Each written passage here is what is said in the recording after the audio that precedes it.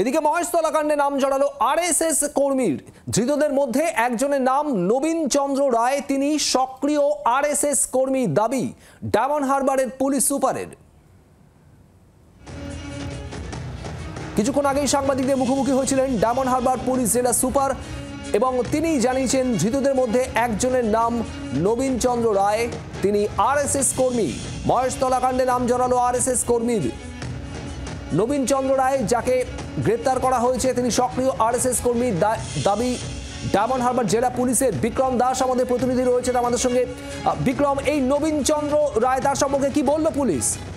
দেখো, ডায়মন্ড হারবার জেলা পুলিশের তরফ থেকে এসপি বা অ্যাডিশনাল এসপি যেটা দাবি করছেন যে গতকাল সন্ধ্যেবেলা 5:30-6টা নাগাদ তারা বজবজ এলাকা থেকে 5 জন ব্যক্তিকে ইন্টারসেপ্ট করে, 3টি মোটরসাইকেল সিজ করা এবং সেখান থেকে প্রচুর বোমা তৈরি করার মশলা পাওয়া যায়। এবং যেটা ডায়মন্ড হারবার পুলিশ জেলার দাবি যে মূলত ওই 5 জনের মধ্যে নবীন চন্দ্র রায় বলে এক ব্যক্তি আছে যার বাড়ি রবীন্দ্রনগর এলাকাতেই, এবং তিনি সেটা স্বীকার করেছেন যে তিনি একজন আরএসএস কর্মী, সক্রিয় আরএসএস কর্মী এবং সক্রিয় বিজেপি কর্মী।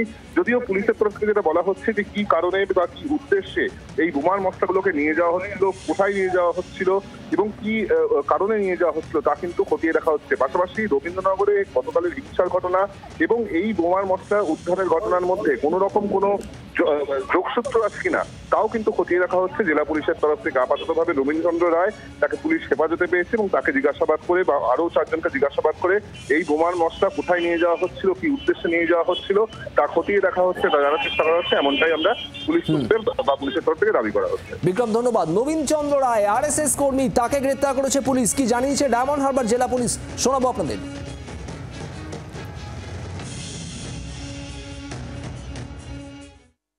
প্রায় 9:45 নাগাদ, সন্ধ্যেবেলা 9:45 নাগাদ সোর্স ইনফরমেশন পেয়ে আমাদের বজবজ থানা কালকে প্রচুর পরিমাণে বোমের মশলা উদ্ধার করে।